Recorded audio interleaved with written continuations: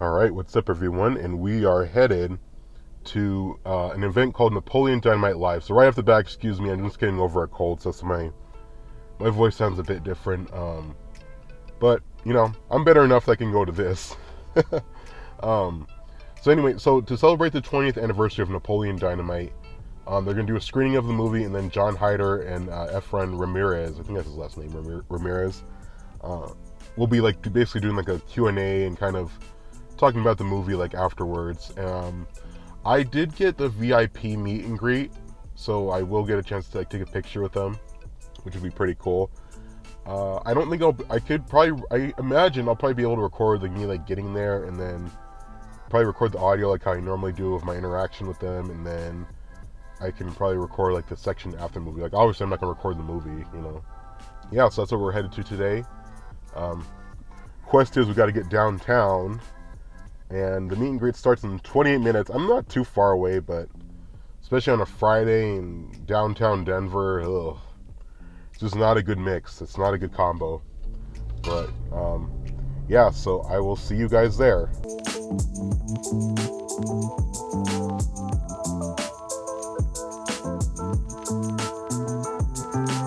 Everywhere I go, it's bumper to bumper. Tons of cars everywhere, no speed everywhere, no sense of urgency. I hate driving in Denver. There's too many damn people on the road. A lot of them can't drive.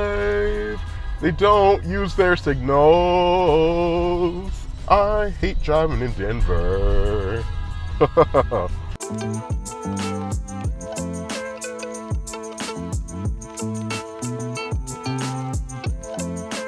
Some people I know, they're gonna say, Apache, why don't you like Denver? What's up with you in Denver?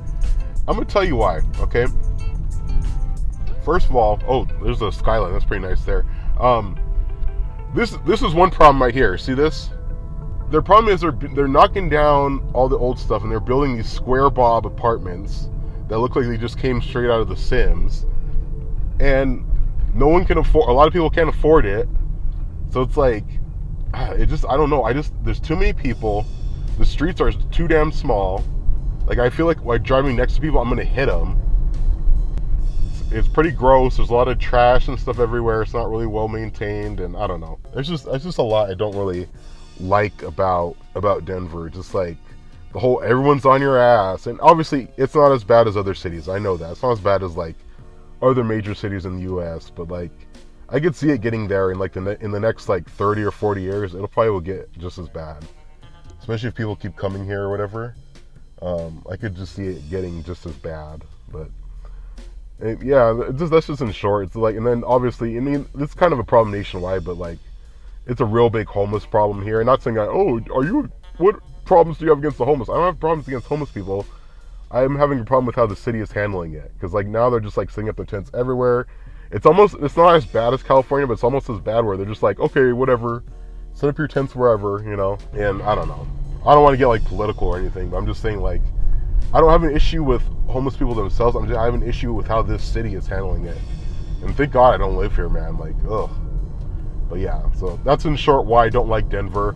We're about 9 avenues away from where I need to get to. So I might actually get there on time. So let's hope and pray.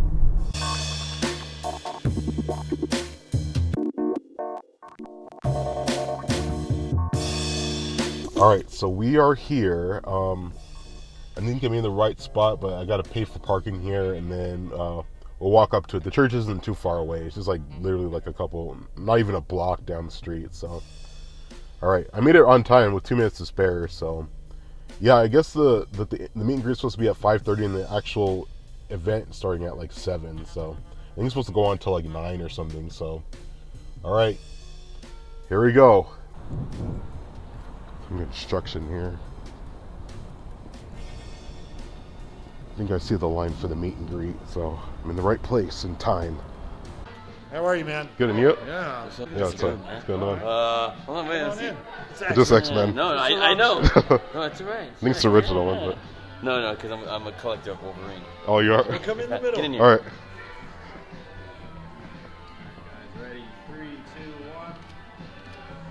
All right. Good to meet you guys. You too, Yeah, man. of course, Yep. man. Thanks for coming. Thank you.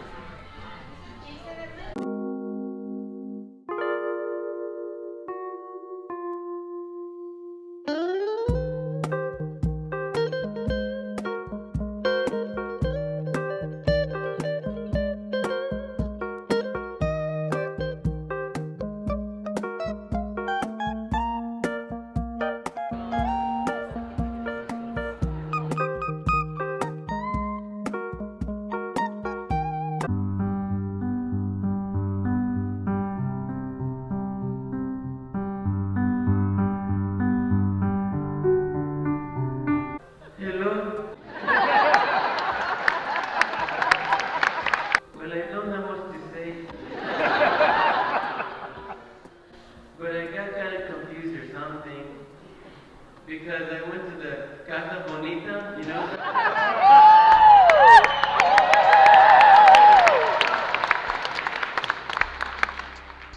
And I realized that I was doing the show in Casa Santita. Get it? But when I was here, I kept to seeing my uncles and my aunts, and I went, wait, am I back in Mexico? Well, anyways, it's really great to be here tonight with all of you in church.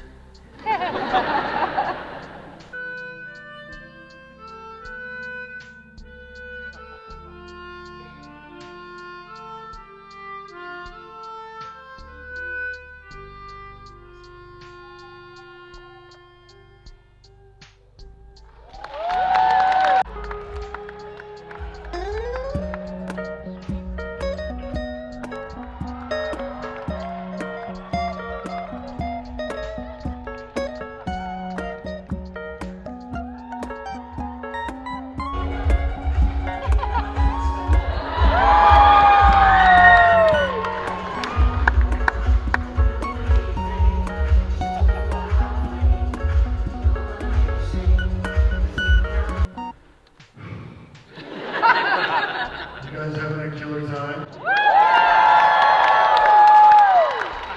Well, it's about to get more killer.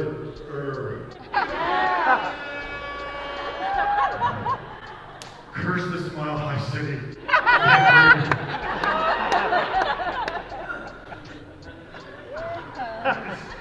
All right, get up here.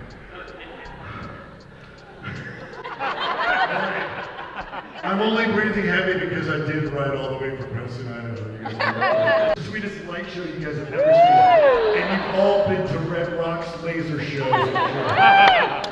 All right, okay. Wait, is it on? Oh my gosh. I think it's working. You ready? Set. Let's see you drinking water. Oh. What?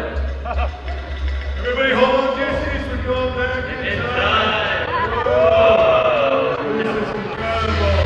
Oh, I can see my whole life. It's so convinced.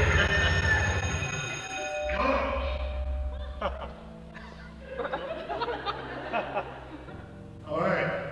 That's Did it? work? Did we lose power? Oh, there we go. Oh. Um, Why does everyone looks the same? yeah, well, that's because they all traveled with us. This is because we all traveled together. That's how time travel works. You don't go get younger if you go back in time. Marty McFly didn't turn into, what?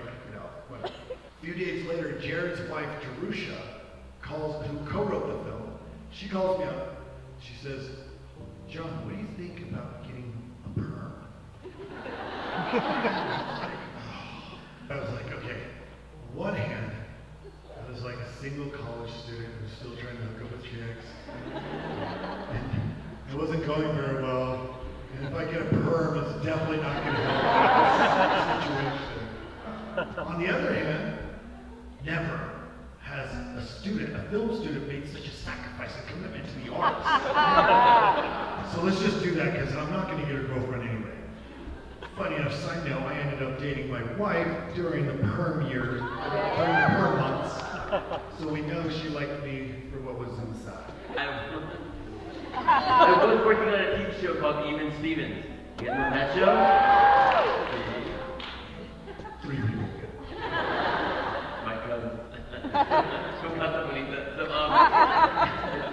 so while I was working on that TV show, my agent called me up and they said, hey, do you have an audition for a film? And then the name of the film was called The Alamo. And I thought it was a big feature film and a big studio movie, and I thought, okay. But then they called me up and they said, do you have an audition for a film called Napoleon Dynamite? I thought, like, okay. And so normally an agent will give you pages from the script, and you know, I hadn't done the script, so it's like I read some of the pages of Napoleon and I went, what is this? It was so odd, and I wasn't so sure. So I remember having to raid my father's closet, put on his clothes, and being at the audition. At the audition, the director, the casting director, the producer was there, and I remember we were doing the third scene, and he was like, okay, action. I'm like, well, I don't have much to say, but I hope the people will stop. Slower. I go, okay, maybe I'm nervous. I said, okay. Well, I don't have much to say, but I hope the people stop. Slower. I'm thinking, like, does Pedro have a condition? And Aaron would always tell him stories about his younger brother. This is basically all about younger brothers. And his younger brother was kind of a weird dude who one time apparently hacked his parents' PayPal account and bought a time machine on eBay for like $680. Oh my gosh. His parents were understandably T-O'd. But it came in the mail, and it came with crystals, and it came with different Ziploc bags, and each bag had cash money from different decades, so you'd have the correct, you know, the right year to match the year you're traveling to. You got the correct currency for that. So that you don't have like 1980s cash going back to 1910, or else, you know, they're going to call the feds on you. We got a time traveler in town. It was a very thoughtful eBay, you know, seller. And it came with crystals too. No, I said that already. Just making sure it worked. And actually his other younger brother was like the daredevil of the family, and he had previously just fallen out of a tree, so he had like staples in his head, and he was the one who put that headband on his head. He was like, I'll try it out. So when they turned it on, it zapped his staples, and I went down, I was like, okay. There's a great scene we shot that I know we shot. And we're having a huge argument because he does not remember shooting. It's a scene from the short film that we just recreated from the short film, but it got cut. So go watch the short film. It's incredible. If you have the DVD or the special features, I think it's on there somewhere. But there's a good scene. You ready? Yeah, go ahead. There's a kickball scene that we shot. Oh, cool. We ended up cutting it because it ended up making Napoleon kind of more unlikable, kind of look like a jerk because he smacks Don. But we actually have the audio from that real fast. Why don't you play that? This guy's got skills and hobbies too. He's a professional DJ, in case you guys couldn't tell. He's a DJ. He is pretty good at hooking up with chicks in real life, actually, too. We're not going to get into that. What? Did you find the thing? He's making sense of I have like TikTok. Where's the deleted scene? Oh, here we go. It's right here. Play. Ready? Wait. Oh, so there, just to set up, it's a kickball scene. Oh, yeah. He kicks, I think Napoleon kicks a ball or Pedro, and it hits Summer really hard, and she falls down, and Don gets ticked off, and he starts getting in my face, and so we have a confrontation. So pay attention, everyone, okay? Hey, Napoleon, did you wet the bed last night? Hey, Don, did you take a dump in your bed last night? You kick your butt, Napoleon, son. Shut up. Why don't you go tell your mom to shut up? What did you say? Whatever I feel like I want to say. Did you say something about my mom? Maybe I did, maybe I didn't. Do you want to die, Napoleon? You're right. Who's the only one here who knows illegal ninja moves from the government?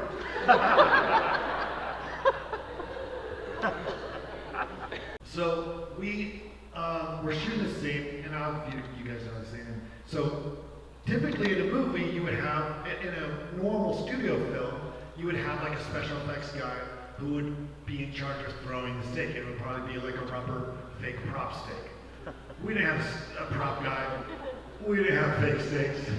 We didn't have like a steak gun in the shoot. And even better, Uncle Rico, John Grice, was like, dude, I'm the one throwing the steak. It's gonna be me. Yeah. So he's throwing it. He throws it a couple times, and it's like take after take.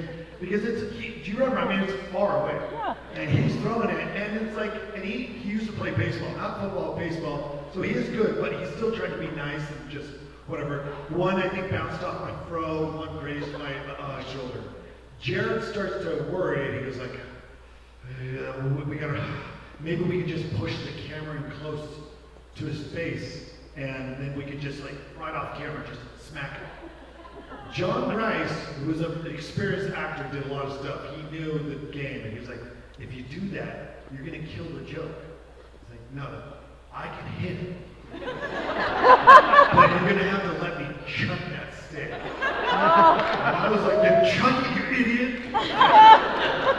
So he goes to the prop guy, he's like rolling up his sleeves, and like, however, I am gonna need a bigger piece of meat. So he got the biggest steak so he could get some, heft and velocity on that. So we're right now, he throws it as hard as he can. One take, smacks me in the face, rips my glasses off. I got a bruised and bloody nose. That sound effect was not a sound effect, it was real. That was a sound effect. And he's off screen going like, yes! He's like, best acting he's ever done, he claims, and he wasn't even on screen. And it couldn't possibly been ruined because, first of all, I was kind of dazed and confused, and I was like, well, they say, oh, John, you stayed in character, good job. I was like, no, I just truly was like out of it. I didn't know it was like, oh, but this guy, he's supposed to stay in the scene, like kind of hanging out. If you remember, he hops on that bike, he's like, I gotta go. I mean, he knew if he stayed there, he was gonna bust up from shock and laughter, right? I mean, what was going through your head? The reality is, I knew it was an independent film, but I'm like, wow, this is really independent.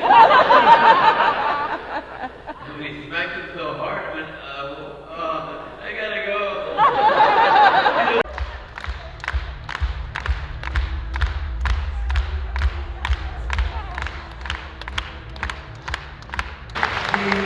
The older generation, as always, for sharing this movie with the younger generation. Because without you guys, then we wouldn't be here. So we can get the younger generation to share this with the next generation, and so on, and so on. And we could be back here in 60 years doing the same thing. Thank you so much. After all, we do have a time machine. But Denver, thank you very much. We're big fans of the movie. We're big fans of all of you guys. Make everyone's wildest dreams come true out there, and we love you so. Good night.